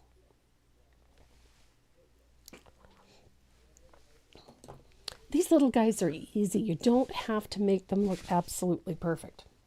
So I've got my 10-aught extra long detail liner. I'm going to take a little bit of my margarita and a little bit of warm white. And then just for giggles, I'm going to throw a little bit of neon green into it because I can. I don't really want this to be fully opaque, but I need it to be a little more opaque than the margarita is. But I do need it fairly thin. So we're going to add the stems with this mixture. All of those little stems that are connecting berries, connecting leaves, we're going to put those in with that light green mixture. I love that light green. I just think it works. And I also like to put in that little center vein, little stroke in the center vein, like that. I just think it's fun.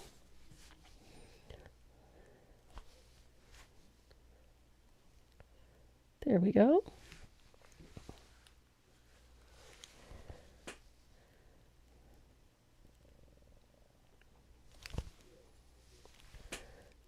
A good liner is worth its weight in gold because it'll do so much heavy lifting for you.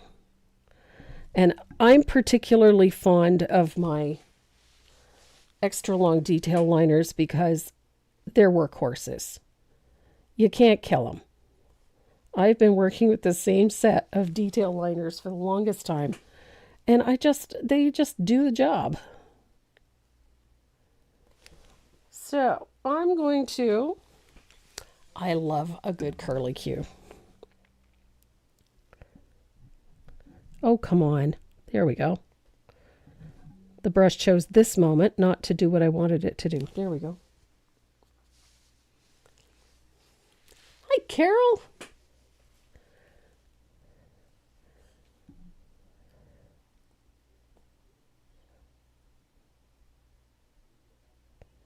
Ta-da. So once you've done all of the stems and those connecting lines, this is where I do this. And I do it quickly, mainly because I don't really want everything to be absolutely perfect. I want these lines to sort of be loose. I like the little curl at the end, that little flip. You know, those little curlicues at the ends of the leaves. It just gives the leaves a sharp look. Makes those points feel more like points.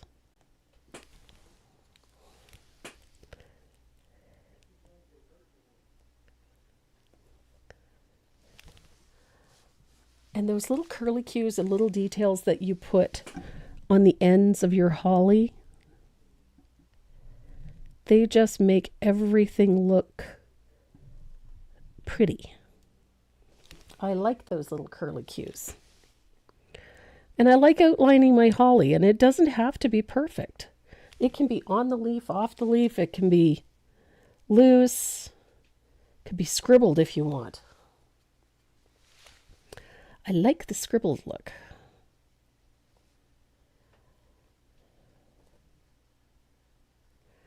And the other nice thing is that it covers up all the graphite lines.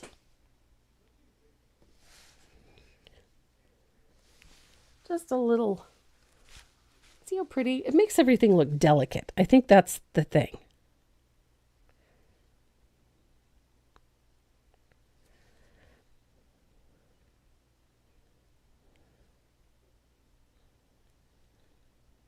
And if it's too precise, I find it just looks difficult. Look how fun that is.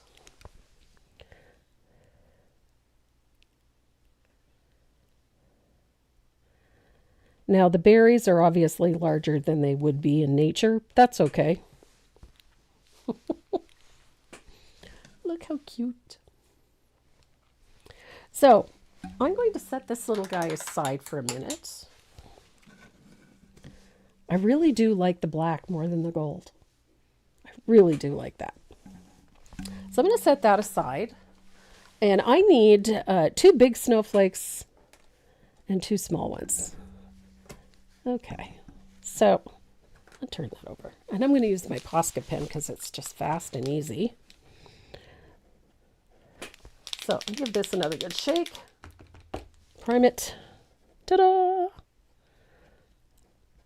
I love how fast and easy this is to use a Posca pen to base coat these little itty bitty bits. We were going to finish off our Christmas shopping the other day, and I still had about, I don't know, 15 or 20 pins that I hadn't finished. So I decided I would sit down and finish them the night before so that when we went shopping we could give them out. And I had done, I don't know, probably 15 little gingerbreads. And I used this to do the icing. And then when it was done, I used a red one and a white one to do the candy canes so that I could glue them onto the gingerbread. And they turned out so cute. And it was so much easier to use the Posca pen than it was to sit there with a tiny little liner brush and try to base coat all these little pieces. So I had tiny little snowflakes and tiny little candy canes and itty bitty little snowmen, and it was just so much easier to do all of that with a Posca pen than it was to do it with a brush. And it was faster and it dried fast, which was, huge benefit. So look how fast that goes on. And then the other thing I like is that there's not gobs of paint inside the snowflake. And you don't have to go in and paint every little detail, but you get such a nice finish on the snowflake. So I've got those done. I'm going to grab what remains of my favorite varnish. I have very little of this left. I've got to get another bottle of this. That's okay. That's what the holiday season is for, is I'll restock the studio and we'll be up and running and ready to go in the new year. So I've got, this is Galaxy Varnish, if you're not familiar with it. This bottle is empty. I love this stuff. So I'm going to grab a, oh my goodness, what did I do there? Oh, okay. So I'm going to grab a flat brush. See, these are dry already.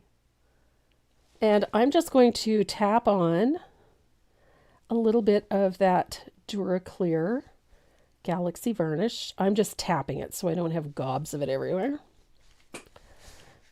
Same thing. Oof. Well, so much for not getting gobs of it everywhere. I managed to anyway. So there we go. And then these two little guys, we'll dab a little. A little dab will do you. Not quite a little dab, but So while that is still wet, I dig out a little bit of my Glamour Dust, and you can just lightly sprinkle it or you can encrust it however you like. I'm a fan. I love my Glamour Dust. So, oh my goodness. Why is it that when you get something sticky on your hands, that's when your nose is itchy? Oh, Becky, you can blow out this piece in no time. Uh-oh, where's Renee? He's upstairs. He's probably dealing with Mace. Mace is a bit of a handful. So, I'm going to grab my little cleanup brush here. I have a cleanup brush There we go. I clean up all my glitter. There we go. There is glitter everywhere in the studio right now because I've been doing pins and things and stuff. It's just been nuts. So I think it's dry enough, but I'm just going to make sure. I'm going to use my black eraser to remove the remaining graphite lines that may be showing. I love a black eraser for this, simply because they don't polish the background. You don't end up with shiny spots on dark backgrounds or on black. The other thing it doesn't do is it does not smear and smudge your ink, and it doesn't damage your paint. And that's a big deal. So you can go back and see, it doesn't hurt your Poscas either. It doesn't hurt anything. I love me a black eraser. So there it is. I'm going to take a little bit of juice on ya, and I'm going to dip into my warm white, and I'm going to spatter this. Lori, black erasers, Omer de Serre has them. Almost any fine art store will carry them. So, little spatter of warm white. Just so it looks like it's snowing a little bit. And then we're going to dry that.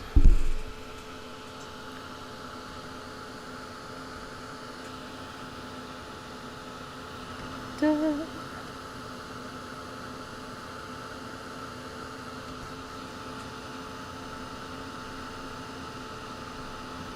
Da-da. There we go. Almost dry.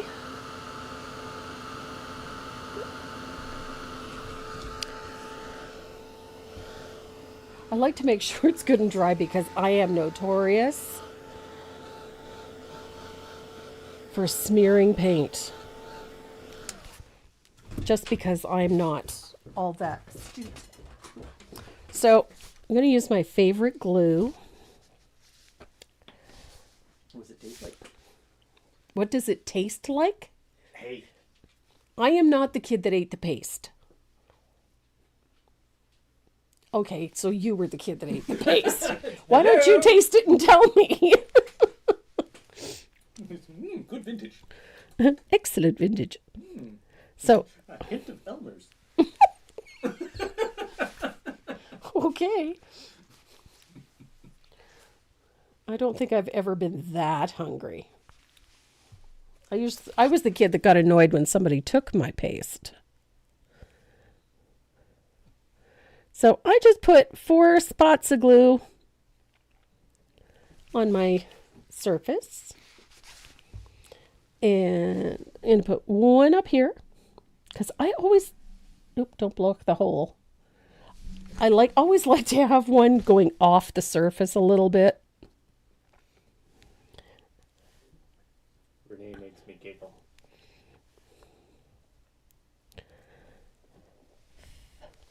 So we're going to let that dry. And look what I have. Big old spool of baker's twine. I probably have 6 or 7 of these laying around. I used to have a t-shirt that says I eat glue.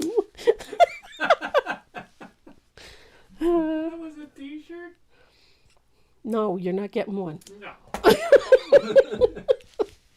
So I want to show you a little trick. One of the things that is annoying about working with some of these cotton twines is this. They tend to fray. So take a little dab of your favorite glue on either end that you just cut. Just a little dab. It doesn't need to be much. And then dry it.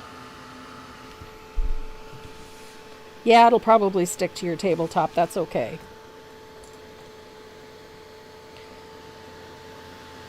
But just let it air dry or dry it.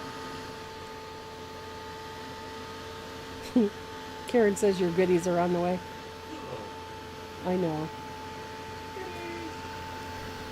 Paste is not about hunger, it's about peppermint. I didn't realize that it had a flavor. Flavor either. So that once that little bit of adhesive is dry, and it doesn't really take much, you can twist the end a little bit. Oh, I twisted it too much. Took all the... And then just let it dry well, but it'll harden it enough that you can pass it through those holes without splitting. Nothing drives me batty faster than having to constantly fix the split ends on the twine that you use to hang your ornament. So I know you can't see that.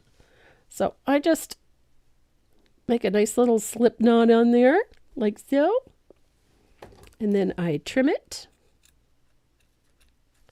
I leave the knot to the back. And it's ready to hang. So the one thing I will say, don't forget to paint the back. And then you can add Merry Christmas and the year, and don't forget to sign your piece either. So this is such a fun little one to do. I much prefer it with the black. I like the black. Ooh, bang zoom. Oh. Use the needle threader from the sewing kit to pull the string through. Yeah, that's a good idea too. I like the baker's twine. I have spools of the stuff all over the place.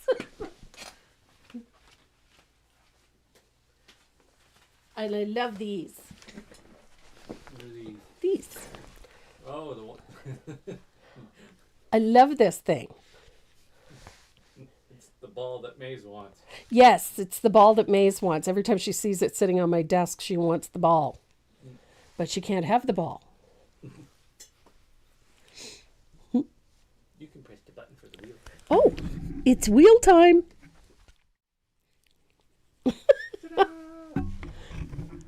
So Renee's got it all loaded.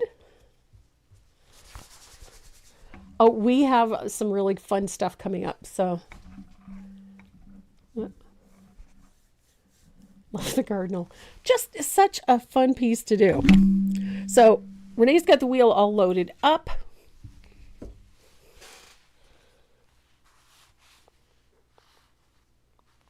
And he is going to... Why is my phone is recording my conversation?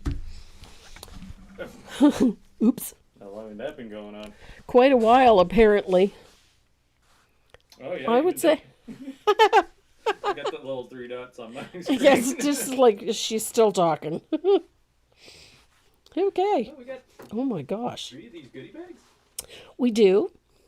So we have 3 sets of those watercolor brush pens. And they're all, and a bunch of other goodies. We've always got other goodies packed in there. And it all packed into a great little Be Happy bag. So we have 3 of those to give away. So if you are ready to spin that wheel, do it, do it. That one. Choose this one. Spinning!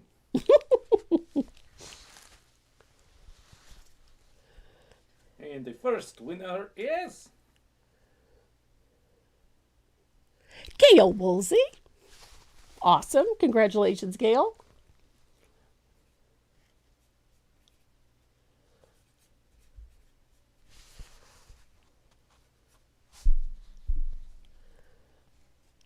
Yay, Gail.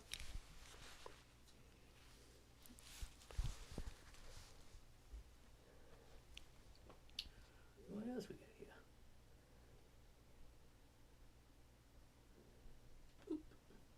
Hey, there's Deb Antonek. Yep, Miss Deb. Don't forget, guys, if you're looking for this surface and any of the others and you live in Canada, go and check out a touch of primsy.ca. She's got lots of great surfaces to paint on. Boop, boop, boop, boop, boop. Iris Rorwick.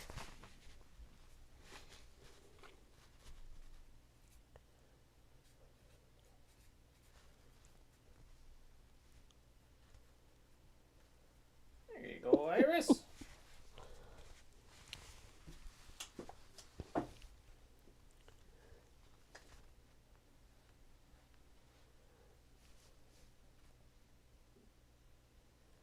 Yay. And away we go with one. This is the last one. Last one for 2025.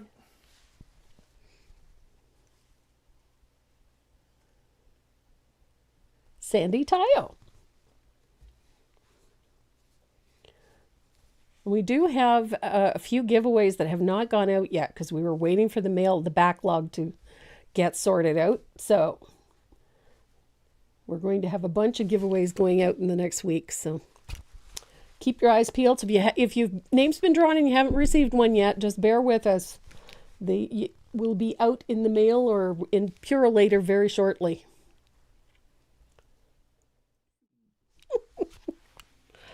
Awesome. Thanks so much, guys, for coming and joining me today. I love this little guy. You guys always inspire me to do something fun. So, if you are watching on my YouTube channel and are not subscribed to my YouTube channel, please do so. Hit the big red button and turn on bell notifications. It will let you know whenever we go live on YouTube, whether we're posting new video or whatever we're up to. And for my members, keep your eyes peeled because in the next few days, you're going to have your January project hit the download section on my website.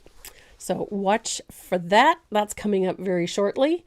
And what else? Oh, yes, we've got some fun stuff planned for the new year. And in the meantime, I hope that everyone has a very Merry Christmas, that you all are safe and sound and well, most importantly, and that you get to spend the holiday with the people that you love and that love you, like us. We love you. Have a very Merry Christmas. Stay safe. Yeah. And pet your dog. Gotcha. I beat him to it. Pet your dog. And don't drink and drive during the holidays. No, definitely not. Nobody wants a sad Christmas. And have a happy New Year. We'll see you January 3rd.